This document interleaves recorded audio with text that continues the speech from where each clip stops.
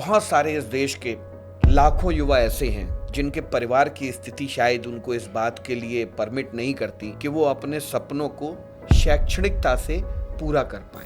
भारत इतना बड़ा देश है, इतना यंग यूथ पॉपुलेशन हमारे पास है, बट मैं बहुत सारे इंडस्ट्रीज़ के साथ मिलता जुलता रहता हूँ और मैंने ये देखा और पाया है कि हमारे पास पॉपुलेशन तो है, वर्कफोर्स तो है, बट स्किल्ड नहीं है। आज आप देखिए दूसरी कंट्रीज़ को देखिए, जर्मनी को देखिए, स्विट्जरलैंड को देखिए, वो इंडस्ट्रियल रेवोल्यूशन में बहुत पहले स्टार्ट हो गए थे उनके यहाँ।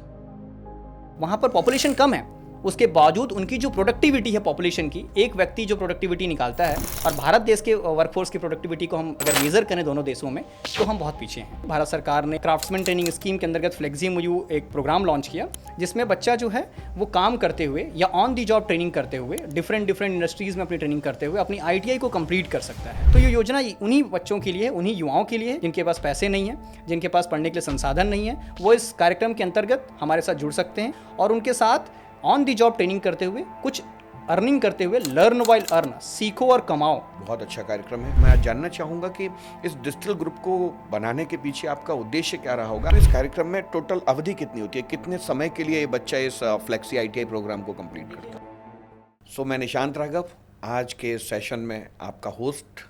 आज के इस बेहद प्रतीक्षा किए जाने वाले कार्यक्रम में आप सभी का स्वागत करता हूँ। आज इस कार्यक्रम में इसकी शोभा बढ़ाने के लिए आज खुद हमारे बीच डिजिटल ग्रुप के youngest entrepreneur, founder and director mister Arjun Mishra का इस कार्यक्रम में आना इस कार्यक्रम को और ख़ास बनाता है। तो मैं अर्जुन जी आपका स्वागत करता हूं आज के सेशन में। आप जैसी पर्सनालिटी और एक युवा जोश का इस कार्यक्रम की शुरुआत करने में मैं हृदय से आपका अभिनंदन करता हूं। स्वागत है आपका आज के कार्यक्रम में। धन्यवाद निशांत जी, और मुझे भी बहुत खुशी और बहुत साहस हो रहा है कि मैं आपके इस कार्यक्रम में मुझे आने का मौका मिला, और जिस तरीके की आपकी मुहिम है, ये जो आप शुरुआत कर रहे हैं, इसके लिए मेरी तरफ से भी बहुत बहुत शुभकामनाएं आपको। धन्यवाद। आप जैसे एक युवा का इस तरह का समर्थन मुझे आगे बढ़ने में और भी जोश देता है।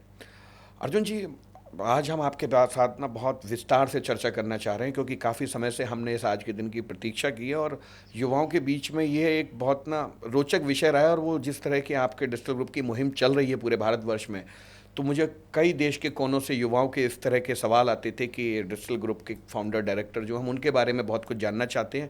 तो आज इस कार्यक्रम में हमने आपको आमंत्रित किया। तो मैं आज जानना चाहूँगा कि इस डिजिटल ग्रुप को बनाने के पीछे आपका उद्देश्य क्या रहा होगा। आप एक युवा हैं, आपने अच्छी क्वालिफिकेशन हासिल किया, आप कुछ और कर सकते थे, लेकिन आपने एक समाज के विरुद्ध युवाओं के हितों की रक्षा में आपने इस तरह की मुहिम शुरू की डिजिटल ग्रुप के माध्यम से। तो मैं आज जानना चाहूँगा डिजिटल ग्रुप कैसे खड़ा हुआ। डिजिटल ग्रुप की स्थापना या शुरुआत 2017 में दिसंबर माह में हुई थी। मुझे अभी भी याद है, 19 दिसंबर को हमने इस कंपनी की बिगिनिंग किया था, इंसेप्शन किया था।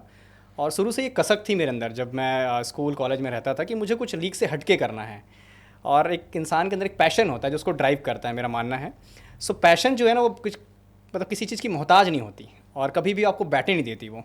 तो जस्ट आफ्टर ग्रेजुएशन मैंने सोचा मुझे कुछ यूनिक करना है, अलग करना है, और कुछ मेरी पास्ट जर्नी जो कहना चाहिए सिंस स्कूलिंग और कॉलेज लाइफ में कुछ ऐसे दर्द थे जिसको मैंने सोचा कि उसको ही पैशन बनाया जाए और उसके लिए ही कुछ किया जाए। और इसी उद्देश्य के साथ डिजिटल एजुकेशन की स्थापना हुई, और ये एजुकेशन की जो हमारा कंपनी था वो धीरे धीरे बढ़ता गया और अब अपने आप एक बड़ा ग्रुप बन चुका है। तो 2017 में कंपनी की स्थापना हुई। बहुत अच्छा लगा जान करके आपके इस तरह की मुहिम की शुरुआत के पीछे का उद्देश्य। वहीं एक तरफ युवाओं का बहुत मानना और पूछना रहा है मुझसे कि आप खुद भी, आपकी जितना मैंने रिसर्च किया आपके बारे में, पता लगा कि आप किसी बहुत धनाढ्य परिवार से नहीं आते थे, किसी कॉरपोरेट घराने से नहीं आते थे। आप एक बहुत ही मध्यम वर्गीय सामान्य परिवार से आपका जन्म था, और आपकी शिक्षा भी इसी तरह से तकनीकी शिक्षा में आपने अच्छी खासी योग्यता हासिल किया। तो उसके बाद आपके पास करने के लिए और भी बहुत सारे विकल्प थे। तो एक मध्यम वर्गीय परिवार का बच्चा और एक समाज के बीच में जाकर के इस तरह की चीज़ को शुरुआत करे जो अपने आप में बहुत कठिन हो, तो इस डगर को आपको कैसे, इसके लिए आपको प्रेरणा मिली। देखिए, मैं बार बार कई जगह इस बात को कोट करता हूँ, मेरे जीवन का एक ही लक्ष्य है, लास्ट माइल एजुकेशन। हर वो व्यक्ति जो दूर दराज गांव में रहता है, देश के अलग अलग कोनों में रहता है, जिस तक अब तक हायर एजुकेशन जो है उससे वो वंचित है, उसके बहुत सारे कारण हैं, आप सभी जानते हैं। उस बच्चे तक, उस व्यक्ति तक, उस युवा तक एजुकेशन को पहुँचाना और एजुकेशन को सरल और सुगम में बना देना, यही लक्ष्य है। और ये शुरुआत और इसकी जो कहना चाहिए ये आइडिया कैसे आया, तो मैंने आपको बताया ही कि मैं खुद उन रास्तों से गुजरा हूँ और मैंने खुद वो चीज़ों को महसूस किया है और मुझे लगा कि कुछ इस तरीके का प्लेटफॉर्म बनाना चाहिए। आज हम सब बहुत सारी मुहिम, बहुत सारे एडटेक कंपनीज़ के बारे में जानते हैं, समझते हैं, पढ़ते हैं, बट जिस कॉन्सेप्ट पे हम काम कर रहे हैं शायद ही भारत देश की कुछ कंपनियां होंगी या कुछ लोग स्टार्टअप्स होंगे जो इस पे काम कर रहे हैं। और जब हमने शुरुआत किया था तब तो शायद कोई इसके बारे में चर्चा भी नहीं करता था। बिल्कुल। सो अगेन वही कि लाइफ का एक ही मिशन है, लास्ट माइल तक एजुकेशन को पहुंचाना और एक्सेसिबल बनाना। नहीं, हमारी सबकी शुभकामनाएं आपके ऐसे मिशन और ऐसे विज़न को हैं जिसको लेकर के आपने डिजिटल एजुकेशन को शुरू किया। और हमारी टीम ने जितना रिसर्च करके हमें बताया कि ये हज़ारों युवाओं की ज़िंदगी में बदलाव ला रहा है, सकारात्मक प्रभाव डाल रहा है, तो हम सभी आशा करते हैं कि आपकी इस मुहिम को एक सकारात्मक रूप मिले, आकार मिले, साकार हो। मैं इस आज के कार्यक्रम को आगे बढ़ाने से पहले आपसे एक छोटा सा व्यक्तिगत सवाल पूछना चाहूँगा कि एक फाउंडर डायरेक्टर, जब आपको ये ऐसा एक पद आपके अंदर आता है कि आप फाउंडर हैं, डायरेक्टर हैं और डिजिटल एजुकेशन जैसी चीज़, आप इन सब चीज़ों के समावेश को किस तरह से देखते हैं अपने व्यक्तिगत जीवन में? मैं उस पर थोड़ा सा आपका। देखिए, फाउंडर कहलाना और डेजिग्नेशन में नहीं मानता हूँ, फाउंडर को जीना पड़ता है। ये अपने आप में एक जीवन पद्धति है, एक लाइफ स्टाइल है, बहुत सेक्रीफाइस करना पड़ता है। हम जैसे कहते हैं कि माँ जो होती है 9 महीने तक घर में अपने बच्चे को रखती है, कहीं ना कहीं वो भी एक फाउंडर एक बच्चे की। वैसे ही कंपनी भी जो है ना बच्चा होता है और उसको पालना पड़ता है, पोषना पड़ता है। कहते हैं कि शुरुआती में 2 साल बच्चों के कई बार डायपर चेंज करने पड़ते हैं, पूरी रातें हमारी नहीं हम सो पाते हैं ढंग से। कहीं ना कहीं एक कंपनी को स्थापित करना या किसी भी बड़े ऑर्गेनाइजेशन को बनाना बहुत मेहनत लगती है और अपने आप को सेक्रीफाइस करना पड़ता है और उसके लिए जीना पड़ता है। और वो जीना कोई एक दिन का, 1 घंटे का नहीं है, पूरे 24/7 36 5 डेज़ उसको जीना पड़ता है। टफ, बहुत टफ है। हम बिल्कुल इस सब चीज़ को हम महसूस कर सकते हैं कि आपकी जो हमने पिछली अपनी 8-9 वर्षों की जो हमने आपकी एक संघर्ष में यात्रा को इस डिजिटल में बनते हुए देखा है और इसके बारे में हमने सैकड़ों कहानियाँ सुनी हैं कि इतना आसान नहीं था, हम भी इसको महसूस करते हैं। लेकिन मैं इसको ऐसे जानना चाहता हूँ कि आज डिजिटल एजुकेशन इस देश के युवाओं को किस तरह से प्रभावित कर रहा है और उनके जीवन में किस तरह से अपनी उपस्थिति को दर्ज करा पा रहा है, इसके पीछे आपकी किस तरह के विचार रहे? मेरा अगेन विचार वही है कि एक ऐसा बच्चा जिसके घर में कोई आर्थिक स्थिति सही नहीं है, जिसके पास पैसे की कमी है, जिसके पास ऐसे कोई संसाधन नहीं है, जिसको अपने परिवार का भरण पोषण करना वयस्क होने के बाद, 18 साल के बाद, 19 साल के बाद, 20 साल के बाद ज़्यादा इंपॉर्टेंट है रेदर देन की एजुकेशन लेना। हर वो बच्चा, और भारत एक युवा देश है, सबसे बड़ा कहना चाहिए यंगेस्ट कंट्री है, तो हर एक वो बच्चा जिसके पास ये सारी कमियां हैं और वो इन सारी चीज़ों से जूझ रहा है, उस बच्चे के लिए एक संबल बनना चाहता है डिजिटल एजुकेशन। उस बच्चे के लिए एक उम्मीद बनना चाहता है डिजिटल एजुकेशन। उस बच्चे के लिए एक सूरज की गर्माहट बनना चाहता है डिजिटल एजुकेशन। तो हमारा लक्ष्य वही है। हम बार बार कहते हैं हर व्यक्ति तक शिक्षा को पहुंचाना, हर व्यक्ति तक रोजगार को पहुंचाना। और जैसा कि हमारी कंपनी का एक स्लोगन भी है या टैगलाइन आप कह सकते हैं, एम्पावरिंग कम्युनिटीज़, एम्पावरिंग लाइफ्स। लोगों की ज़िंदगी को बदलना है। और मेरा ये मानना है कि कोई भी कंपनी एक विज़न पे खड़ी होती है। सामान बेचना दुकानदार बेचता है, बट फाउंडर सामान नहीं बेचता है। जो फाउंडर होता है वो विज़न सेल करता है, अपने विज़न को लोगों के तक पहुंचाना है या पहुंचाता है। तो हमारा भी लक्ष्य वही है कि हम अपने विज़न को सकारात्मक बदलाव लाएं, उसके लिए बड़ा प्रयास करें और लोगों की ज़िंदगी को बदलें। नहीं, आपकी ये पहल बहुत ही प्रभावी है और इसका मैं भी देख रहा हूँ कि पिछले कई वर्षों में समाज में इसका एक अस्तित्व खड़ा हुआ है, इसकी स्वीकार्यता बढ़ी है। और मेरी रिसर्च टीम ने होमवर्क किया और हमें ऐसा जानने को मिला कि युवाओं के जीवन में कहीं ना कहीं इसने अपनी एक सकारात्मक उपस्थिति दर्ज की है। और बहुत ज़रूरी होता है जब आप समाज के युवा को केंद्र में रखते हैं, तो ये युवा केवल एक युवा, एक चेहरा नहीं है, उसके पीछे के उसके सैकड़ों सपने हैं, उसके पीछे की जिम्मेदारियां हैं, उसके पीछे उसकी भविष्य को लेकर के योजनाएं हैं। और इन सब चीज़ों को जब वो धरातल पर उतारना चाहता है तो उसके सामने विकल्प तो बहुत हैं, लेकिन उन विकल्पों को पाने का रास्ते नहीं है उतने। इस दिशा में मैंने रिसर्च किया तो पता लगा कि आपने शिक्षा को सरल बनाने को लेकर के कई सारी मुहिम चालू की हुई हैं। जैसा कि आपकी कंपनी के नाम में डिजिटल एजुकेशन जुड़ा हुआ है, तो मैंने देखा कि आपकी पूरी तरह से विज़न के केंद्र में जो है एजुकेशन है। उसमें से एक प्रोग्राम को हमने पाया जो आपके एक शैक्षणिक प्रोग्राम में एक फ्लैक्सी MOU स्कीम CTS कार्यक्रम करके एक कार्यक्रम है, जिसको आपकी कंपनी पिछले 3-4 सालों से बहुत ही तेज़ी से प्रमोट करती आई और युवाओं ने भी इसमें बढ़ चढ़ के भागीदारी निभाई। वहाँ देखा औद्योगिक संस्थानों भी इस बड़ी तरह से समर्थन दिया आपके इस विजन और मिशन को। तो मैं जानना चाहूँगा फ्लैक्सी MOU CTS ये किस तरह का एक कार्यक्रम है और ये युवाओं की ज़िंदगी में किस तरह से ये इसने अपनी जगह बना ली? पहले तो मैं आपकी रिसर्च एंड डेवलपमेंट टीम जो है आपकी बैकएंड में, उसको मैं बहुत बहुत धन्यवाद देना चाहूँगा। आपसे बात करके मुझे महसूस हो रहा है कि आपने काफ़ी रिसर्च किया है इस आज के इस सेशन के लिए। फ्लेक्सी एमओयू प्रोग्राम जो है ये 2016 से भारत सरकार चला रही है और मैंने जैसे कि बताया 2017 में हमारी कंपनी स्टार्ट हुई और उस समय हमने फ्लेक्सी एमओयू के साथ अपनी यात्रा भी शुरू की कहना चाहिए।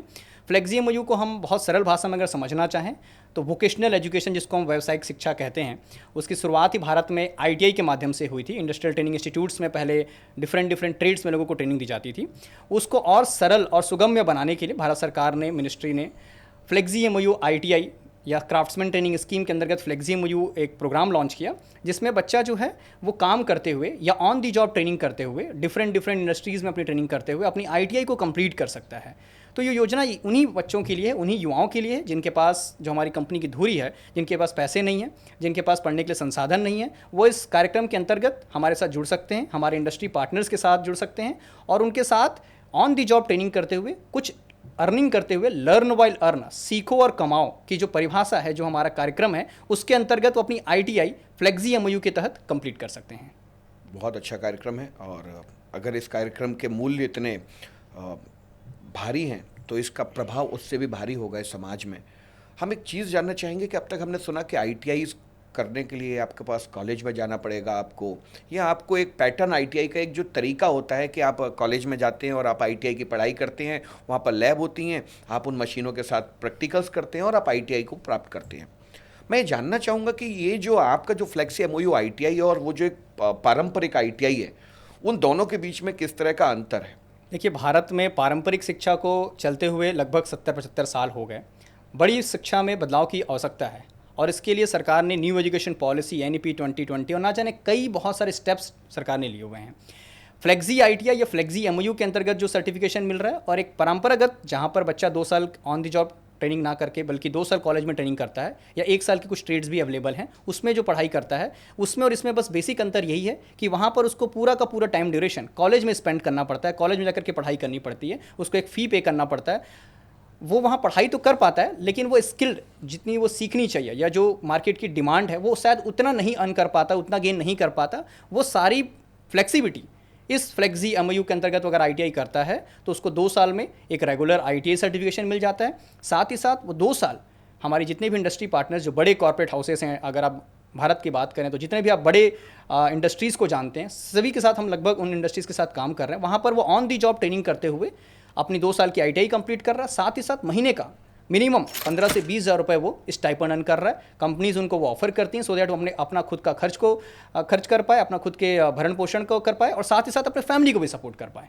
बहुत ज़बरदस्त, बहुत अच्छा लगा ये सब जान करके। मैं आपके इस तरह की मिशन को मैं समर्थन करता हूँ और हम इसमें एक और चीज़ सवाल उठता है, आप युवाओं के लिए इस तरह के फ्लेक्सी एमओयू आईटीआई कार्यक्रम इत्यादि को आप लोग चला रहे हैं। इस कार्यक्रम को यदि कोई एक ऐसा बच्चा जिस तक संसाधनों की कमी है, उसके पास उसके पारिवारिक स्थिति आर्थिक उतनी रूप से सुदृढ़ नहीं है, और यदि एक गरीब बच्चा इस फ्लेक्सी आईटीआई कार्यक्रम में अगर अपने आप का आवेदन देना चाहे तो उसके लिए क्या योग्यता होनी चाहिए और कौन इसको कर सकते हैं? देखिए, मैं अपने जीवन में मानता हूँ कि मुझे वर्क इंटीग्रेटेड एजुकेशन या कहिए कि इंडस्ट्री इंटीग्रेशन की एडवोकेसी करनी है। रही बात, आपने पूछा कि योग्यता क्या होनी चाहिए, तो आईटीआई कोर्सेज जो होते हैं, जो नॉर्मल कन्वेंशनल आईटीआईज होते हैं, ज़्यादातर जो ट्रेड्स 2 इयर्स के हैं, उसमें मिनिमम क्वालिफिकेशन 10th पास है। सिमिलर देखिए, पैटर्न वही है जो कि नॉर्मल कॉलेजेस में रिक्वायरमेंट होती है, पैटर्न वही है। डिफरेंस बस यही है कि यहाँ बच्चे को 2 years on the job training करना है। कुछ समय उसको यूनिवर्सिटी के साथ मिलकर के अपनी क्लासेस लगानी है, यूनिवर्सिटी कैंपस में या फिर इंडस्ट्री के कैंपस में, और 2 साल उसको जो प्रैक्टिकली सॉफ्ट फ्लोर है जिसको हम कहते हैं, या जहाँ पर एक्चुअल में वर्किंग होती है, वहाँ पर उसको चीज़ों को सीखना है।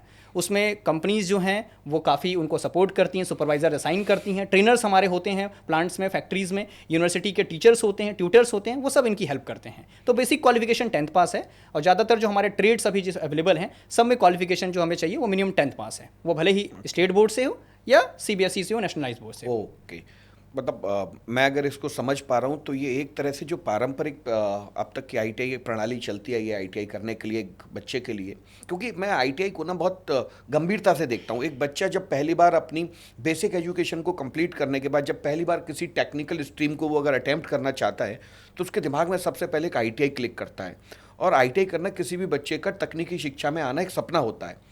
और अगर मैं बात करूं तो आईटीआई एक ऐसा क्षेत्र है जिस क्षेत्र में तमाम रोजगार के अवसर भारत सरकार और प्राइवेट सेक्टर में उपलब्ध होते हैं। मैं अगर इसको देखता हूँ तो शायद मैं इसको, अगर गलत नहीं हूँ आप मुझे सही करें, एक बच्चा जो पारंपरिक आईटीआई करता था उससे ये आईटीआई थोड़ा सा एडवांस बनाती है इस बच्चे को। वो आज के समय की लेटेस्ट टेक्नोलॉजी की मशीन्स को खुद अपने सामने चलते हुए और चलाते हुए अनुभव कर पाता है।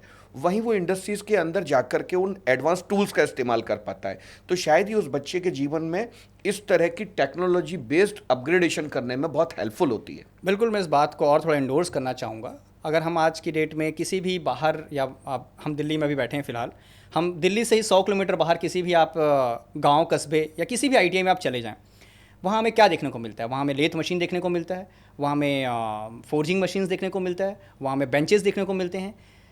कहीं ना कहीं आप इस बात से वाकिफ़ होंगे या मेरी बातों से आप सहमत होंगे कि हमारी जो टेक्नोलॉजी है, जो हमारा प्रैक्टिकल लैब है और जो रिक्वायरमेंट है, जो कॉर्पोरेट की नीड्स हैं, वहाँ जो मशीनरीज यूटिलाइज हो रही हैं, दोनों में बहुत बड़ा गैप है। बच्चा वहाँ जो चीज़ें सीख रहा है नॉर्मल कॉलेजेस के अंदर, नॉर्मल प्रैक्टिकल लैब्स में, और जो हमारी इंडस्ट्रीज़ को रिक्वायरमेंट है, वहाँ उनका जो सेटअप है वो बहुत एडवांस है। टेक्नोलॉजी इतनी आगे बढ़ चुकी है, हम इंडस्ट्री 4.0 की बातें करते हैं, तो कहीं ना कहीं ऐसे प्रोग्राम्स की नीड है ताकि बच्चा लेटेस्ट टेक्नोलॉजी को सीख पाए और जो एक्चुअल में उसको इम्प्लीमेंट करना है, जिन चीज़ों पे उसे काम करना है आगे चल करके पढ़ाई करने के बाद, उसको वो ड्यूरिंग कॉलेज लाइफ उसको सीख पाए, समझ पाए, देख पाए। तो फ्लेक्सी एमओयू के अंतर्गत जो आईटीआई का सर्टिफिकेशन प्रोग्राम है, उसके अंदर यही लिवरेज मिलता है कि लेटेस्ट टेक्नोलॉजी के साथ साथ बड़े ब्रांड्स के साथ उसको ऑन दी जॉब ट्रेनिंग का मौका मिल रहा है। और पूरा फोकस इस पूरे प्रोग्राम को अगर हम धुरी को समझें तो वो ऑन दी जॉब ट्रेनिंग है। हम ये नहीं कहते कि बच्चे को काम करना है, हम कहते हैं बच्चे को ट्रेनिंग लेनी है। मतलब अर्निंग वाइल डूइंग या लर्निंग वाइल डूइंग, करते करते चीज़ों को सीखना। आप ये कह सकते हैं कि इससे कहीं ना कहीं उसका एक समय की बचत भी हुई है, उसकी योग्यता के स्तर में भी सुधार आ रहा है। जहाँ बच्चा उसी 2 वर्ष के कार्यकाल में ऑन जॉब ट्रेनिंग भी कर पा रहा है, साथ साथ वो स्टाइपेंड भी अर्न कर रहा है, जिससे वो अपना खुद का जीविका उपार्जन करके अपने आप को आत्मनिर्भर बना रहा है, अपने आप को स्किल्ड बना रहा है, और साथ में वो तमाम ऐसी चीज़ों की शिक्षा ले पा रहा है जो उसको शायद पारंपरिक आईटीआई में बहुत समय लगता उसको अपग्रेड होने में। आज उसके लिए आपने उनको सरल बना दिया। बिल्कुल, देखिए फैक्ट्रीज़ के अंदर या फिर बड़े कॉर्पोरेट हाउसेस में, वहाँ पर प्लांट हेड्स होते हैं, सुपरवाइजर्स होते हैं, मैनेजर्स होते हैं। उनके संरक्षण में किसी चीज़ों को सीखना अपने आप में एक बड़ा लिवरेज उस बच्चे को प्रोवाइड करता है। साथ ही साथ बड़े जो इंडस्ट्री हाउसेस हैं, उनकी वो ऑन डिफरेंट अपने यूनिट्स में, इंडस्ट्रीज़ में उनकी ट्रेनिंग कराते हैं, उनको वहाँ भेजते हैं। हमारे कई सारे ऐसे बच्चे हैं जिनको डिफरेंट अलग अलग कंट्रीज़ में भी जाने का मौका मिला। तो कहीं ना कहीं वो बच्चे की लाइफ में एक बड़ा बदलाव आ रहा है। अलग अलग इंडस्ट्रीज़ के अलग अलग ऑपरेशंस को समझना, अलग अलग डिफ़िकल्ट ऑपरेशंस को समझना, अब किसी बड़े सुपरवाइजर्स के संरक्षण में रहते हुए कॉम्प्लिकेटेड चीज़ों को कैसे हैंडल करना है, तो ये ना सिर्फ उसके प्रैक्टिकल एक्सपोजर को या स्किल्ड उसे बना रहा है, कहीं ना कहीं उसको एक अच्छा व्यक्तित्व भी बना रहा है। हम सॉफ्ट स्किल्स की बातें करते हैं, बच्चा कॉलेज में रह करके कितनी सॉफ्ट स्किल सीख पाएगा? जब वो बड़े फैक्ट्रीज़ में या कॉर्पोरेट हाउसेस में रहता है, वहाँ डिफरेंट काइंड ऑफ वर्कफोर्स है, अलग अलग स्टेट के लोग वहाँ काम कर रहे हैं, हर लेवल के लोग काम कर रहे हैं। जब उनके साथ वो चीज़ों को देखता है, समझता है और उनके साथ ही रहता है, तो आप समझ सकते हैं उसकी ज़िंदगी में कितनी बदलाव आती होगी। मैं समझ सकता हूँ इसको। मतलब आज के समय में ये बहुत ज़रूरी भी है कि एक बच्चे को समाज में किस तरह से रहना है, उसको अपने आप को काम के लिए कैसे तैयार करना है, निपुण बनाना है, अपनी शिक्षा को साथ में लेके चलना है, और उसको समाज में एक, जिसे मैं नागरिक बोलूँगा, एक अच्छा नागरिक बनने की जो पहल है उसमें एक तरह से योगदान देता है। बिल्कुल बिल्कुल बिल्कुल। मैं एक चीज़ जानना चाहूँगा आपसे, और इसमें गहराई से जानना चाहूँगा। आपने इसमें इतनी रुचि पैदा कर दी मेरी, मुझे लग रहा है मेरी रिसर्च कम पड़ गई। मतलब फ्लेक्सी आईटीआई जैसे इस कार्यक्रम में भी बच्चों को एक एग्ज़ाम देना होता होगा, क्योंकि बिना एग्ज़ाम के तो आप कोई सर्टिफिकेशन कर नहीं सकते। तो इन लोगों का एग्ज़ाम की किस तरह की व्यवस्था होती होगी, इस पर थोड़ा सा आप मुझे एक बार बताएं कि ये बच्चा किस तरह से एग्ज़ाम दे पाता होगा, क्योंकि 2 साल तो ये कंपनी में ऑन जॉब ट्रेनिंग कर रहा होता है, तो एग्ज़ाम कैसे देगा? देखिए, हर एक एग्जामिनेशंस के लिए या जो सेंट्रलाइज गवर्नमेंट के प्रोग्राम्स हैं, जैसे कि हम 10th बोर्ड की बात करें, सीबीएसई है ना, उसमें एनसीईआरटी जो है वो सारा करिकुलम डेवलपमेंट करता है। वैसे ही जो हमारा एग्जामिनेशंस पैटर्न है फ्लेक्सी एमओयू आईटीआई के अंतर्गत, ना सिर्फ फ्लेक्सी एमओयू आईटीआई, पूरे आईटीआई इकोसिस्टम की अगर हम बात करें तो आईटीआई के जो एग्जामिनेशंस होते हैं उसको हम एआईटीटी कहते हैं, ऑल इंडिया ट्रेड टेस्ट। ये एक नेशनलाइज लेवल का एग्जामिनेशन है, पूरे भारत देश में ये एग्जामिनेशंस होते हैं। नॉर्मल आईटीआई के केस में भी ऑल इंडिया ट्रेड टेस्ट होता है साल में एक बार, क्योंकि जनरली जो पहले ये सेमेस्टर पैटर्न में चलता था, अभी सालाना पैटर्न में आ गया, ईयरली इसके एग्जामिनेशंस होते हैं। तो सिमिलरली फ्लेक्सी एमओयू के लिए भी जो हमारी गवर्निंग बॉडी कहना चाहिए, या जो हमारी मिनिस्ट्री है या जिसके अंतर्गत ये प्रोग्राम चलता है, director general of training, DGT जिसको हम कहते हैं, मिनिस्ट्री ऑफ स्किल्स के अंतर्गत ये बॉडी आती है, तो वो इस एग्जामिनेशंस को ऑल इंडिया ट्रेड टेस्ट को कंडक्ट कराती है। एग्जामिनेशंस हम नहीं करा सकते, नहीं हमारी जो पार्टनर यूनिवर्सिटीज़ हैं वो कराती हैं। Examination all India trade test होता है और डीजीटी के थ्रू होता है और साल में एक बार होता है, जिसमें हमारा कोई कहना चाहिए रोल नहीं होता है। वो डायरेक्टली एआईटीटी या फिर जो हमारी इंडस्ट्रियल ट्रेनिंग पार्टनर यूनिवर्सिटी है वो कंडक्ट कराती है थ्रू डीजीटी। और इसमें कंप्यूटर बेस्ड टेस्ट होते हैं, जिसमें बच्चे को कंप्यूटर पे जाकर के एग्जामिनेशन देना होता है। मल्टीपल चॉइस क्वेश्चंस होते हैं, प्रैक्टिकल एग्जामिनेशंस होते हैं, एम्प्लॉयबिलिटी स्किल्स के पेपर होते हैं, वर्कशॉप कैलकुलेशंस के पेपर होते हैं। तो जो पूरा कोर्स है जिसमें डिफरेंट सब्जेक्ट्स हैं, सारे सब्जेक्ट्स के एग्जामिनेशन एआईटीटी के माध्यम से होता है। इसके लिए आइडेंटिफाइड सेंटर्स होते हैं, जनरली वो पॉलिटेक्निक कॉलेजेस या गवर्नमेंट आईटीआई के कॉलेजेस होते हैं जहाँ पर बच्चे को जाना पड़ता है। और ये 99% केसेस में इंडस्ट्री के आसपास ही होता है, सो दैट बच्चे के लिए सुगम हो कि वो जा पाए। तो मैं इसमें थोड़ा सा और एक चीज़ को जानना चाहूँगा कि जब इस तरह के एग्ज़ाम्स को कंडक्ट कराया जाता है, तो इसमें आपने बताया कि डीजीटी और उनकी एआईटीटी टेस्ट के माध्यम से बच्चा इस एग्ज़ाम को कंप्लीट करता है। फिर ऐसे में उद्योग संस्थान जो अपने इस इंस्टीट्यूशन की भूमिका निभाते हैं, क्योंकि मैं इसको आपसे जितना समझ पाया ऑन जॉब ट्रेनिंग के माध्यम से, तो ये ऐसी एक बदलती व्यवस्था है जिसमें इंडस्ट्रीज़ जो है इंस्टीट्यूट की भूमिका निभा रही हैं और इस तरह के जो बच्चे हैं वो स्टूडेंट ट्रेनिंग की भूमिका निभा रहे हैं। इस कार्यक्रम के दौरान उद्योगों की भूमिका इस पूरे एग्ज़ाम में कहाँ पर होती है? देखिए, बहुत बड़ी भूमिका, ये पूरा कार्यक्रम उद्योगों के इर्द गिर्द ही घूम रहा है, क्योंकि उद्योग जो हमारा है वो इंडस्ट्री पार्टनर जो हमारा है उसका सबसे बड़ा रोल है। प्रैक्टिकल एक्सपोजर देना उद्योग की भूमिका है, उद्योग का रोल है। एग्जामिनेशन में भी उद्योग का ही रोल है, क्योंकि जो ट्रेड प्रैक्टिकल है, एक सब्जेक्ट है ट्रेड प्रैक्टिकल, उसमें मार्क्स देने की कैपेबिलिटी या उसमें बच्चा क्या सीखा, even formative assessments, internal assessments, इन सब में मार्क्स देने की जो पावर है वो हमारे इंडस्ट्री पार्टनर्स को। मतलब जैसे स्कूलों में जब पेपर होते हैं तो जो प्रैक्टिकल मार्क्स जो टीचर देते हैं, तो इस तरह के जो उसका प्रैक्टिकल मार्क्स देने की जो इसमें पावर दी गई है वो इंस्टीट्यूट के रूप में इंडस्ट्री को दी गई है। तो आपके इंडस्ट्री पार्टनर इसमें उन बच्चों का मूल्यांकन करके और उनको मार्क्स देते हैं, तो इससे वो व्यक्तिगत रूप से हर बच्चे को जान पाते हैं और बच्चा भी अनुशासित रहता होगा कि उसको उनके एग्जाम के मार्क्स लेने हैं उनसे, और बच्चा भी इस व्यवस्था का हिस्सा बनता होगा। बिल्कुल, इसको इस तरीके से भी कह सकते हैं। कॉलेजेस में जैसे कि स्टेक होल्डर जो होता है किसी भी कोर्स का, वो कॉलेज या यूनिवर्सिटी होता है, बट यहाँ पर पूरे के पूरे कोर्स करिकुलम या पूरा का जो पूरा कोर्स है उसका जो स्टेक होल्डर है, 90% स्टेक होल्डर जो है वो हमारा इंडस्ट्री पार्टनर है। तो वो डिसाइड करता है कि कैसे कोर्सेज बनाना है। इवन उसको ये भी फ्लेक्सिबिलिटी दी गई है कि वो अपने मन मुताबिक जो उसकी लेटेस्ट टेक्नोलॉजी है या उसका जो भी ऑपरेशंस है, जो उसके यहाँ काम हो रहा है, जिस तरह की उसको स्किल्ड मैन पावर की रिक्वायरमेंट है, उसके हिसाब से वो कोर्स को डिज़ाइन भी करा सकता है with the help of DGT after getting the approval from DGT.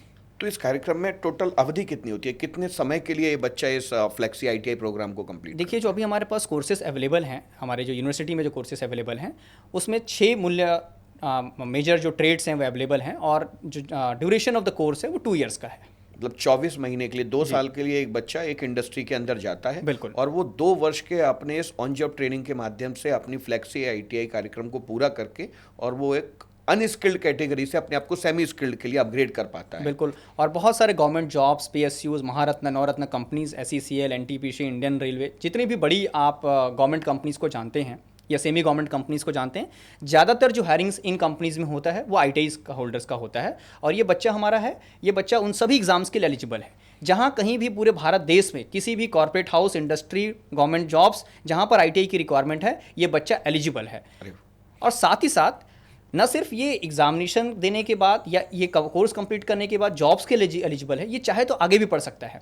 आपको बताते हो बहुत मेरे को खुशी हो रही है, बहुत सारे स्टेट गवर्नमेंट्स ने और इवन सेंट्रल बोर्ड ने भी आईटीआई को 12th के इक्विवेलेंसी दिया हुआ है। बस बच्चे को इंग्लिश या हिंदी लैंग्वेज का जो एग्जामिनेशन है वो पास करना पड़ता है रिस्पेक्टिव बोर्ड से, है ना।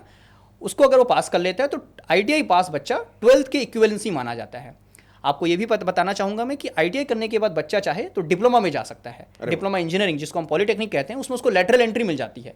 तो जो 3 साल का पॉलिटेक्निक कोर्स होता है, ये आईटीआई करने के बाद बच्चे को मात्र 2 साल में वो पॉलिटेक्निक कंप्लीट हो जाता है। अगर वो चाहे कि बीटेक करना चाहता हूँ या कोई भी बैचलर्स डिग्री लेवल पे कोर्स करना चाहता हूँ तो उसके लिए एलिजिबल है, क्योंकि उसके पास 2 साल का ये आईटीआई जो है वो कंप्लीट है और ITI is equal to 12th pass. तो ये सभी उसको फ्लेक्सिबिलिटी, ये सारे बेनिफिट्स उसको मिलते हैं। सर, मैं बड़ा अच्छा लगा, मतलब युवाओं के लिए देश में इतनी सब तरह की चीज़ें आप लोग संचालित कर रहे हैं। और इसमें मैंने अभी तक की जितनी इस यात्रा में आपसे भी जानने का मुझे मौका मिला, उसमें मैंने एक पड़ाव जान पाया कि आप युवाओं के लिए, इस देश के युवाओं के उत्थान के लिए एक बहुत बड़ी पहल कर रहे हैं। अब इसका जो दूसरा इसका एक हिस्सा है उसमें बड़ा हिस्सा उद्योगों की भागीदारी है। तो मैं ये जानना चाहूँगा कि इस तरह की स्कीम्स के माध्यम को अपनाने से उद्योगों का किस तरह का लाभ है, या उद्योगों को इसमें किस तरह की भागीदारी देनी चाहिए? मैं उस प्रश्न को उत्तर देने से पहले मैं कुछ और बातें यहाँ पर आपके इस मंच पे रखना चाहूँगा, क्योंकि बहुत सारे श्रोतागण आपके इस सेशन को सुनते हैं और इस सेशन को रिकॉर्ड होने के बाद शायद सुनेंगे। देखिए, आज भारत देश में वर्कफोर्स की कमी है। हम कहते हैं कि वर्कफोर्स अवेलेबल है, भारत इतना बड़ा देश है, इतना यंग यूथ पॉपुलेशन हमारे पास है, बट मैं बहुत सारे इंडस्ट्रीज़ के साथ मिलता जुलता रहता हूँ और मैंने ये देखा है और पाया है कि हमारे पास पॉपुलेशन तो है, वर्कफोर्स तो है, बट स्किल्ड नहीं है। तो हमारी जो इंडस्ट्रियल हाउसेस हैं, कॉर्पोरेट्स हैं, इंडस्ट्रीज़ हैं, उनके पास ह्यूज रिक्वायरमेंट्स हैं और उनको ह्यूज स्किल्ड मैन पावर चाहिए। हम बात कर रहे हैं कि अपने देश को हम मेक इन इंडिया बनाना चाहते हैं, डेवलप नेशन बनना चाहते हैं। कब बनेंगे हम? जब हमारे पास स्किल्ड मैन पावर होगा। आज आप देखिए, दूसरी कंट्रीज़ को देखिए, जर्मनी को देखिए, स्विट्जरलैंड को देखिए, वो इंडस्ट्रियल रेवोल्यूशन में बहुत पहले स्टार्ट हो गए थे उनके यहाँ। वहाँ पर पॉपुलेशन कम है, उसके बावजूद उनकी जो प्रोडक्टिविटी है पॉपुलेशन की, एक व्यक्ति जो प्रोडक्टिविटी निकालता है, और भारत देश के वर्कफोर्स की प्रोडक्टिविटी को हम अगर मेज़र करें दोनों देशों में, तो हम बहुत पीछे हैं। चाइना जैसा देश से हम बहुत पीछे हैं, जितने भी डेवलप नेशन हैं उससे हम पीछे हैं। तो इसका रीज़न क्या है कि जो मैन पावर वहाँ पर है वो स्किल्ड है। जो काम हम 8 घंटे में करते हैं, शायद वही काम वो लोग 4 घंटे या 3 घंटे में कर लेते हैं, तभी वो हमसे ज़्यादा स्किल्ड हैं। यही उसका एक बहुत बड़ा रीज़न है। बिल्कुल। तो इस तरीके के जो प्रोग्राम्स हैं, मैं सबसे पहले तो भारत सरकार को बहुत बहुत धन्यवाद देना चाहूँगा कि उन्होंने इस तरीके की स्कीम से इस तरीके का प्रोग्राम डिज़ाइन किया, इसके बारे में सोचा। सो ये जो प्रोग्राम है, ये कहीं ना कहीं उन इंडस्ट्रीज़ को एक ऐसा मौका दे रहा है कि वो अपने फ्यूचरिस्टिक रिक्वायरमेंट, जो उनको आने वाली रिक्वायरमेंट है या करंट रिक्वायरमेंट में जो स्किल्ड लोग चाहिए, वो इन हाउस ट्रेंड कर सकते हैं। बहुत सारे बड़े बड़े इंडस्ट्रियल हाउसेस हैं, उनका यहाँ नाम नहीं लेना चाहूँगा, लेकिन उन सब ने ये देखा और पाया और महसूस किया कि इन स्कीम्स के माध्यम से उनकी जो फ्यूचरिस्टिक रिक्वायरमेंट है और करंट रिक्वायरमेंट भी जो है उनकी, और जहाँ पर उनको स्किल्ड मैन पावर की जो रिक्वायरमेंट है, वो इन प्रोग्राम्स के माध्यम से फुलफिल हो रहा है। अरे वाह। दूसरा इंपॉर्टेंट फैक्टर कि हम किसी भी टैलेंट को अट्रैक्ट करना चाहते हैं। आप और हम भी कॉर्पोरेट हाउसेस में हैं और कंपनीज़ में रन करता हूँ। मैं भी अगर मान लीजिए टैलेंट अट्रैक्ट करना चाहता हूँ, तो मुझे काफ़ी मशक्क़त करनी पड़ती है। हमें देखना पड़ता है, उसको हम पहले जज करना पड़ता है, इंटरव्यूज़ लेना पड़ता है। लेकिन अगर मैं एक ऐसा सेटअप बनाऊं कि मैं अपनी जो रिक्वायरमेंट है उसको खुद ही डेवलप कर लूं, तो कहीं ना कहीं ये प्रोग्राम आपको वो लिवरेज दे रहा है, और टैलेंट भी वहाँ जाना पसंद करेगा जहाँ पर उसको कुछ एडेड एडवांटेज मिले। तो ये प्रोग्राम एक एडेड एडवांटेज है। मैं टैलेंट को अट्रैक्ट करूँ और सिर्फ ये बोलूँ कि मैं आपको जॉब्स दूंगा, तो शायद मुझे टैलेंट कम मिले। लेकिन अगर मैं टैलेंट को बोलूँ कि नहीं, मैं आपको पढ़ाऊँगा पहले और उसके बाद मैं जॉब पे रखूँगा, तो आप ये भी हमने पिछले 4-5 सालों में हमने देखा है कि हमारे जितने भी बच्चे पास आउट हुए हैं, जिन्होंने पूरी ये all India trade test complete किया या फिर ये फ्लेक्सी MOU प्रोग्राम के अंतर्गत ITI कंप्लीट किया, 99.99% बच्चे उन्हीं कॉर्पोरेट हाउसेस में एब्जॉर्ब हो गए। अरे वाह। और वो बहुत अच्छी सैलरी पैकेज में। कई ऐसे बच्चे हैं जो गल्फ कंट्रीज़ में, या फिर कई ऐसे बच्चे हैं जो कि जापान में, बहुत सारी कंट्रीज़ में वो प्लेस्ड हो गए हैं। अरे बहुत बढ़िया। मैं अभी आपने इस चीज़ का अगर जिक्र किया तो मुझे याद आया, मेरी भी टीम ने मुझे बताया कि अभी बहुत जल्दी आप लोग फिर से शायद कई हज़ार बच्चों का फ्लेक्सी ITI प्रोग्राम में एग्ज़ाम कराने वाले हैं। उनका एग्ज़ाम की आप अनाउंसमेंट कर चुके हैं, और मेरी टीम ने बताया कि इस बार आप कई हज़ार युवाओं को इस एग्ज़ाम में अपीयर होने का आप ये अवसर प्रदान करा पाए हैं। तो पहले तो आपको इसके लिए बधाई। आप इस एग्ज़ाम को लेकर के इन युवाओं को क्या संदेश देना चाहेंगे? क्योंकि मुझे जितना बताया अभी तक की रिसर्च से पता लगा कि आपके केंद्र में पूरी तरह से युवा और उनका एम्पावरमेंट आपका हमेशा विज़न रहा है। तो अब तो एग्ज़ाम आ गए, आप हज़ारों बच्चों को इसमें आप आवेदन लिए थे और वो अब एग्ज़ाम में अपीयर होने वाले हैं, तो आप ऐसे बच्चों के लिए क्या संदेश रहेगा? देखिए, मैं इस पे एक फिगर्स कुछ आपके साथ शेयर करना चाहूँगा। भारत देश के अंदर के हमारे 25 लाख बच्चे ITI का लगभग पढ़ाई कर रहे हैं, और लगभग मेरा मानना है कि 15,000 कॉलेजेस जो हैं पूरे देश में हमारे हैं। वो सारे बच्चे जो ऑल इंडिया ट्रेड टेस्ट देते हैं, और हमारा बच्चा जो अब ऑल इंडिया ट्रेड टेस्ट देगा और इस फ्लेक्सी MOU स्कीम के तहत या इस प्रोग्राम के तहत अपनी ITI कंप्लीट करेगा, उन बच्चों से कहीं ना कहीं ये बच्चा अपनी लाइफ में आगे है, उस दौड़ में आगे है, क्योंकि इसने जो सीखा, ये बच्चे जो 2 साल इंडस्ट्रीज़ में ऑन द जॉब ट्रेनिंग लिए, लेटेस्ट टेक्नोलॉजी इन्होंने सीखा, इतना इन पे कॉर्पोरेट्स और इंडस्ट्रीज़ ने टाइम, एनर्जी, मनी इन्वेस्ट किया, अब इनको समय है कि उसको वापस लौटाया जाए। क्योंकि कहीं ना कहीं देखिए, हम इस पूरे प्रोग्राम के अंतर्गत कोई फ़ी चार्ज नहीं करते हैं। इवन हमारी जो पार्टनर यूनिवर्सिटीज़ हैं वो कोई फ़ी चार्ज नहीं करती हैं। उनका सिर्फ एक ही लक्ष्य है कि हम इसको एज अ CSR की तरह देखें।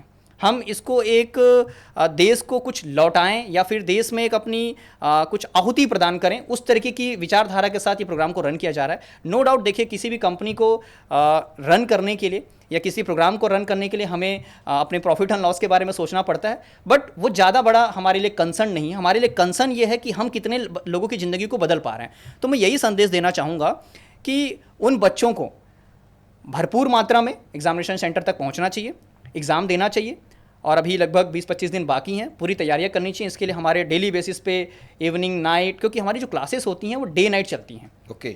बच्चा चाहे तो नाइट में क्लासेस ले सकता है। मैंने कहा ना, एक्सेसिबल एजुकेशन। ऐसा नहीं है कि सुबह 9 बजे कॉलेज जाएंगे तभी पढ़ाई होगी। अगर वो रात को 9 बजे पढ़ना चाहे, हमारा ट्रेनर अवेलेबल है। 24/7 बच्चा जब चाहे तब वो पढ़ सकता है। ऑन डिमांड ट्रेनर अवेलेबल है। मैं बीच में अर्जुन जी आपको एक चीज़ के लिए रोकना चाहूँगा। अभी आपने बहुत अच्छा विषय बीच में उठा दिया। आप इन बच्चों को पढ़ाने के लिए भी मैंने सुना है कि तरह तरह के आपने वैकल्प चुने हुए हैं। आपसे मैं थोड़ा सा इस बारे में युवाओं के मार्गदर्शन के लिए और इस देश के युवा को केंद्र में रखते हुए मैं उनके हित में एक सवाल पूछना चाह रहा था। आप इन लोगों की पढ़ाई, जिसे थ्योरी क्लास बोलते हैं, उसको आप लोग किस तरह से सुनिश्चित करते हैं कि उसकी थ्योरी क्लास भी हो पाए? देखिए, अगेन वही बात है, लास्ट माइल डिलीवरी करनी है हमें, ठीक है। सो बच्चा कई बार कोई बेंगलोर में है, कोई चेन्नई में है, कोई जम्मू में है, कोई सिलवासा में है, कोई सिक्किम में है, कोई उड़ीसा में है। हमारी यूनिवर्सिटी में भी बच्चे के क्लासेस लगाने का प्रोविज़न है। कुछ बच्चे साल में 6 महीने, 1 महीने, 15 दिन के लिए यूनिवर्सिटी चले जाते हैं, वहाँ क्लासेस लगती हैं, वहाँ उनको थोड़ा सा कॉलेज लाइफ का आनंद मिलता है। और इससे इम्पॉर्टेंट ये है कि बच्चा जिस भी इंडस्ट्री में या कॉरपोरेट में अपनी वो ट्रेनिंग ले रहा है, वहाँ की जो फैकल्टी है, इंडस्ट्री की भी खुद की फैकल्टीज इसमें इन्वॉल्व होती हैं, उनके जो ट्रेनर्स होते हैं वो उनको ड्यूरिंग दी ओजेटी उसकी क्लासेस वहाँ कंडक्ट कराते हैं। जो हमारा पूरा सिलेबस गवर्नमेंट के द्वारा नोटिफाइड है, उस सिलेबस को कंप्लीट कराते हैं। इसके अलावा हमारे पास LMS है, लर्निंग मैनेजमेंट सिस्टम है, डिफरेंट हमारे मोबाइल ऐप्स हैं, जहाँ पर बच्चा जब चाहे, जब उसको समय मिले, अपने पूरे कोर्स कंटेंट को वो पढ़ाई कर सकता है। अच्छा। इसके अलावा हम प्रैक्टिकली उस बच्चे तक कुछ थ्योरी पार्ट या कहना चाहिए कुछ बुक्स पहुंचाते हैं, स्टडी मटेरियल पहुंचाते हैं। इसके अलावा भी कई बार बच्चा ऐसा होता है कि उसकी सपोज नाइट में ही उसकी ड्यूटी लगी हुई है, वो सुबह 7 बजे ड्यूटी से आता है और फिर वो दिन भर उसको सोना भी है। कई बार वो डे शिफ्ट में है तो उसको समय नहीं मिल पाता है क्लासेस लेने के लिए, तो वो ऑन डिमांड, हमने तो कई बार ऐसे भी क्लासेस लगाई हैं कि वो बच्चा अपने नियर बाई, जहाँ पर सपोज 10 लोग 15 लोग रह रहे हैं, हमने वहीं पर ट्रेनर को भेजा। अच्छा। वहाँ भी क्लासेस उसकी लगती हैं। तो ऐसा नहीं है कि उसको एक बढ़िया सा कॉलेज यूनिवर्सिटी चाहिए, वहाँ पर वो जाएगा और क्लासेस लगेंगी।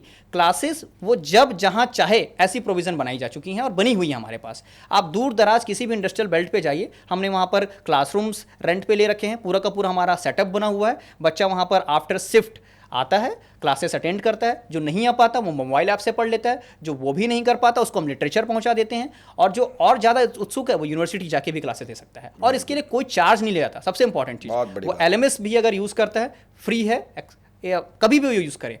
इसके अलावा कुछ ऑडियो कंटेंट, वीडियो कंटेंट, हर तरीके से हम उस बच्चे का, हमारा लक्ष्य ये है कि वो एटलीस्ट वो पढ़ाई करे। बहुत बढ़िया अर्जुन जी। मैं एक चीज़ जो युवाओं का आज का मुख्य रुचि रहेगा, आज के इस पूरे कार्यक्रम को जब वो सुनेंगे और आज के इस पूरे इस सेशन को वो देखेंगे, सुनेंगे, बहुत सारे इस देश के लाखों युवा ऐसे हैं जिनके परिवार की स्थिति शायद उनको इस बात के लिए परमिट नहीं करती कि वो अपने सपनों को शैक्षणिकता से पूरा कर पाएँ। जी, बहुत बड़ी संख्या है। कहीं ना कहीं देश में शिक्षा का अधिकार मिला हुआ है, लेकिन शिक्षा कई बार ना पेट के आगे दम तोड़ देती है। मैं आपके इस कार्यक्रम की सराहना करता हूं कि आप लोग इस तरह के कार्यक्रम के माध्यम से युवाओं को तकनीकी रूप से सुदृढ़ बना रहे हैं, वहीं आप ऐसे युवाओं को अर्न व्हाइल लर्न जैसे मिशन के साथ जोड़ रहे हैं। आपका ये कार्यक्रम मैं देख पा रहा हूँ, स्किल इंडिया मिशन का असली बुनियाद खड़ी करता है इस तरह की। मैं ये जानना चाहूँगा, जो इस देश का युवा है, यदि वो इस तरह के कार्यक्रमों का, इस तरह की योजनाओं का लाभ लेना चाहे, तो उसको किस तरह से आप लोगों तक आवेदन करना चाहिए और आपको वो कैसे आप लोगों को अप्रोच कर सकता है? देखिए, हमारे टोल फ्री नंबर्स अवेलेबल हैं, बच्चा उस पर अपनी मिस कॉल दे सकता है। हमारे team members, admission counsellors across India फैले हुए हैं, उन तक वो पहुंच सकता है। हमारे लगभग 25 से 26 रीजनल ऑफिसेस हैं पूरे भारत देश के, ऑलमोस्ट सभी स्टेट्स में, वहाँ पर वो आ सकता है। सोशल मीडिया हमारे एक बड़ा जरिया है जहाँ से बच्चा हमें अप्रोच करता है। और अब जो बच्चों का क्या होता है ना, कि जब हम कुछ यूनिक करते हैं तो बच्चा ही हमारा ब्रांड एम्बेसडर होता है। तो माउथ पब्लिसिटी एक बड़ी चीज़ है हमारे। ज़्यादातर हम आज की डेट में बच्चों को एडमिशन नहीं ले पा रहे हैं, इतने भारी संख्या में बच्चे जो हैं वो हमारे तक आवेदन लेके आते हैं। तो बच्चे, देखिए भारत को अगर हमें आगे बढ़ाना है तो आपने जो बात कही कि राइट टू एजुकेशन एक्ट तो एप्लीकेबल हो गया भारत देश में, 10वीं तक 12वीं तक मिड डे मील है, बहुत सारे ऐसे कार्यक्रम हैं जिसके माध्यम से बच्चों को शिक्षा तो दी जा रही है। बट हायर एजुकेशन की जहाँ तक बात आती है, वहाँ पर अगेन वही पेट जब भरेगा नहीं तो हम आगे पढ़ाई करेंगे कैसे, वो उसके लिए बहुत बड़ा एक रोड़ा बन पाता है। और इन कार्यक्रमों के माध्यम से लर्न वन अर्न जो है, मैं सभी अपने इंडस्ट्री पार्टनर्स का, कॉर्पोरेट हाउसेस का, बड़े इंडस्ट्रियलिस्ट का बहुत बहुत इस कार्यक्रम के माध्यम से उनका धन्यवाद भी देना चाहूँगा कि ये इंडस्ट्री हाउसेस सिर्फ अपने बारे में नहीं सोच रहे हैं। जितने भी हमारे पार्टनर्स इस मुहिम के साथ जुड़े हुए हैं, उनका एक लक्ष्य ये भी है कि हम ऐसे बच्चों के लिए कुछ करें, और ये कार्यक्रम उनको कुछ कर गुजरने का एक मौका प्रदान करता है। बहुत अच्छा लगा इस बारे में जान करके, और मैं आपके इन विचारों को इन युवाओं तक पहुंचाने की भरसक प्रयास करूंगा। मैं युवाओं को एक ही चीज़ के लिए मैं प्रेरित करना चाहूँगा कि युवाओं को सबसे पहले तो अपना कंफर्ट जोन छोड़ना पड़ेगा। उनको अपने घर से, उनको उन इंडस्ट्री जो उनके लिए आज बाहें फैला इंतज़ार कर रहे हैं, उनके ही विकास के लिए उनको आगे आना पड़ेगा। आप इस कार्यक्रम के माध्यम से भी आवेदन कर सकते हैं। यहाँ आप इसमें नीचे टोल फ्री नंबर देख रहे होंगे, इस कार्यक्रम में आप इस टोल फ्री नंबर को आप लिख सकते हैं, अपने साथियों तक पहुँचा सकते हैं, और आप डिजिटल एजुकेशन जैसी कंपनी को अप्रोच कर सकते हैं, जहाँ पर आपको इस विज़न और मिशन का अभिन्न अंग बनने का अवसर मिलेगा। और हमें लगता है कि इंडस्ट्रीज़ आप जैसे युवाओं की तलाश में आज आपका बाहें फैला इंतज़ार कर रही हैं, और ये देश इस युवा को बदलते हुए इस भारतवर्ष में सक्रिय भागीदारी और भूमिका के लिए ज़रूर सराहेगा। मैं अर्जुन जी, एक और अगला सवाल था मेरा, जो मेरे को काफ़ी समय से व्यक्तिगत रूप से भी इस बात के लिए अंदर से कचोटता रहता है। ये जब युवा इस देश में ITI कर ले, उद्योगों में ऑन जॉब ट्रेनिंग कर ले, क्या आप लोग उसके बाद के लिए भी कुछ ऐसा सोचे हैं कि ये बच्चा मान लीजिए ITI कर लेगा 2 साल की, और 2 साल बाद ITI करके ये बच्चा फ्री हो जाएगा और ये ITI पूरी करके सेमी स्किल्ड हो जाएगा? मतलब डिजिटल एजुकेशन के माध्यम से आपने कुछ इसके आगे की भी व्यवस्था रखी है कि यदि बच्चा कोई ITI पास है पहले से मान लेते हैं, और वो भी अपने जीवन में आगे बढ़ना चाहता है और अपनी शैक्षिक योग्यता को भी बढ़ाना चाहे, तो आप इस तरह के युवाओं के लिए क्या पहल करते हैं? देखिए, इसके लिए बहुत सारे हमारे पास प्रोग्राम अवेलेबल हैं, जिसमें एक सबसे इम्पॉर्टेंट प्रोग्राम जो हम रन करते हैं वो है अप्रेंटिसशिप। बच्चा जो नॉर्मल कॉलेज में पढ़ाई किया, उसके पास स्किल नहीं है, उसके पास प्रैक्टिकल एक्सपोजर नहीं है, एक्सपीरियंस नहीं है, जिसकी वजह से उसकी जॉब नहीं लग पा रही है, तो उसको हम अप्रेंटिसशिप का मौका देते हैं। वो एक साल हमारे साथ जुड़ करके अप्रेंटिसशिप कर सकता है, ऑन दी जॉब ट्रेनिंग करते हुए चीज़ों को सीख सकता है। उसके लिए कोई स्टाइपेंड भी उसको बहुत अच्छा हमारी जो इंडस्ट्री पार्टनर्स है उसको प्रोवाइड करती हैं, 15,000, 20,000, 25,000 रुपये, अलग अलग जॉब्स के लिए अलग अलग स्टाइपेंड अवेलेबल हैं। तो अप्रेंटिसशिप कंप्लीट कर सकता है, उसके बाद उसको 90% केसेस में जॉब्स इजीली मिल जाता है, क्योंकि उसके पास वो एक्सपोजर आ जाता है, एक्सपीरियंस आ जाता है। इसके अलावा भी बहुत सारे प्रोग्राम हैं, डिग्री लेवल पे हैं, मास्टर लेवल पे हैं, डिप्लोमा लेवल पे हैं, शॉर्ट टर्म हैं। उन प्रोग्राम्स को हमारे साथ जुड़ करके वो कर सकता है, जिसमें earn while learn same concept पे हम काम करते हैं, जिसमें उस बच्चे को बुनियादी शिक्षा भी मिल जाती है, तकनीकी शिक्षा भी मिल जाती है, और साथ साथ उसको एक अर्निंग भी मिल जाती है। वेरी गुड, बहुत अच्छा कर रहे हैं आप अर्जुन जी। अभी आपने अप्रेंटिसशिप का जिक्र किया, तो मुझे अप्रेंटिसशिप के जिक्र से याद आया, आपको बहुत बहुत बधाई हो, डिजिटल एजुकेशन को बहुत बहुत बधाई हो। अभी हमारी टीम ने बताया कि आपको अप्रेंटिसशिप के लिए TPA के लिए आपको रिकॉग्निशन मिला है, आपको TPA के लिए आपको ऑथराइजेशन मिला है, और आज के समय में आप दोनों ही तरह के अप्रेंटिसशिप के आप ऑथराइज थर्ड पार्टी एग्रीगेटर हैं। इसके लिए डिजिटल एजुकेशन को हम बधाई देते हैं, और आपकी ये पहल आशा करते हैं कि आने वाले समय में लाखों ज़िंदगियों में सकारात्मक प्रभाव डालेगी। मैं आज के इस कार्यक्रम को अर्जुन मिश्रा जी को धन्यवाद के साथ आगे समापन की ओर ले जाना चाहूँगा। मैं इन तमाम युवाओं से आशा करता हूँ कि आपको आज के इस कार्यक्रम से बहुत सारी जागरूकता मिली होगी। ये समाज, ये देश आप तमाम युवाओं के विकास और उत्थान के लिए अपनी सक्रिय भागीदारी निभाने के लिए तैयार है। डिजिटल एजुकेशन जैसी संस्थाएं इस देश के युवाओं के लिए निस्वार्थ और पूरी तत्परता और तन मन धन के साथ आप युवाओं के समर्थन में खड़ी हुई हैं।